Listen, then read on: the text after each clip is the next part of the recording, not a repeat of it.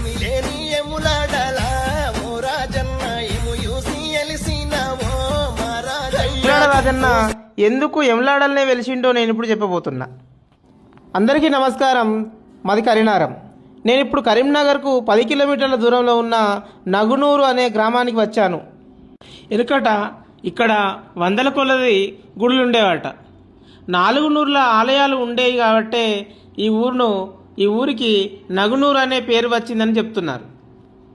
ఇక్కడి గ్రామస్తుల మరియు జానపదుల కథనం ప్రకారం మొదట రాజన్న ఇక్కడనే వెలిసిండట. అయితే భీమన్న అనే భక్తుడు ఇక్కడ గుడి కట్టిన తర్వాత ఈ గుడికి ఎంత ఖర్చు అయిందనేది విలువగా కట్టిండట. అంటే ఎంత అయిందనేది ఖర్చు అంచనా వేసిండు. అది ఆగ్రహించిన శివుడు ఇక్కడ నుంచి వెళ్ళిపోయి ఎమ్లడల్లో వెలిసిందని చెబుతుంది. ఇదిలా ఉండగా శిథిలమైన శివాలయం, పురావస్తు ఆధారాలు మరియు చారిత్రక ఆనవాళ్లు ఆధారాల ప్రకారం చెబుతున్నారు. ఈ శిథిలమైన రాళ్లన్నీ పోగు చేసి ఇప్పుడు కొత్తగా ఒక గుడి నిర్మిస్తున్నారు. ఇది కరీంనగర్ నుండి చొప్పదండి పోయే మార్గంలోనే ఉన్నది. మెయిన్ రోడ్డుకు ఆనుకునే ఉన్నది.